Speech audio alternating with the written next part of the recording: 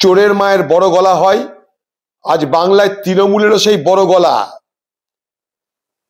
কেন্দ্রের নির্বাচন কমিশনের বিরুদ্ধে রাহুল গান্ধীর নেতৃত্বে লড়াই চলছে, চলবে, থামাথামি নাই। কিন্তু বাংলায় চোরের মায়ের বড় গলা আমাকে দেখতে পাচ্ছি আমরা। এই বাংলায় জীবিতকে মৃত, মৃতকে জীবিত, এ তো করা হয়েই থাকে।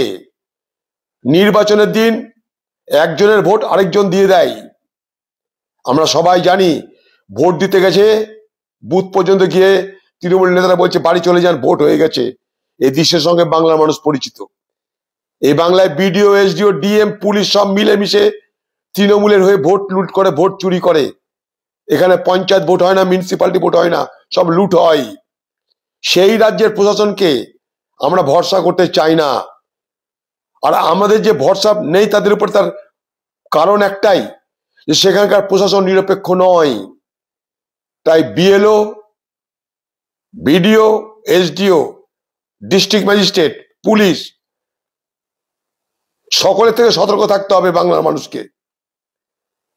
আমি প্রমাণ দিলাম, আপনাদেরকে দেখে নিন। প্রমাণ দিচ্ছি আপনাদেরকে। এই দেখুন, নওদায় বুথে, নওদায় তৃণমূলের যিনি সভাপতি টিএমসির, তিনি তার বাড়িতে বসে ফর্ম বিলি করছেন, দেখে নিন।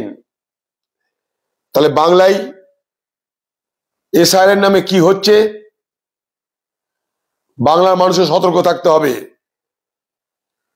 আমাদের একদিকে জলে কুমির, ডাঙায় বাঘ, একদিকে টিএমসি, একদিকে বিজেপি, মাঝখানে মানুষের গণতন্ত্র রক্ষা করার দায়িত্ব সব থেকে কঠিন। সেই জায়গায় দাঁড়িয়ে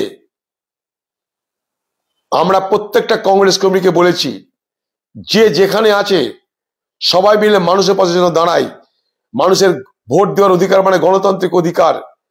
গণতান্ত্রিক অধিকারকে সুনিশ্চিত করতে গেলে ভোট দেওয়ার অধিকার আদায় করতে হবে, ভোটার লিস্টে নাম থাকতে হবে। অকারণে কেউ যেন আতঙ্কিত না হন। চোখ কান খোলা রেখে চৌর্যবৃত্তি কোথায় হচ্ছে দেখুন, এবং আপনারা আপনাদের অধিকারকে সুপ্রতিষ্ঠিত করবার জন্য আতঙ্কিত না হয়ে, ঘাবড়িয়ে না গিয়ে, বিভ্রান্ত না হয়ে সঠিকভাবে কাগজপত্র সমেত আপনার অধিকারকে আপনি সুপ্রতিষ্ঠিত করবেন। নানা রকমের ভেলকিবাজি দেখানোর চেষ্টা হবে, ভর্কি দেখানোর চেষ্টা হবে, কেউ আপনার ভোট কেড়ে নিতে পারবে না। শুধুমাত্র আপনি যদি সতর্ক থাকেন। আমরা আপনাদের সঙ্গে আছি। ভোট দেন বা না দেন, আপনাদের ভোটের অধিকার সুনিশ্চিত করতে আমরা বদ্ধপরিকর।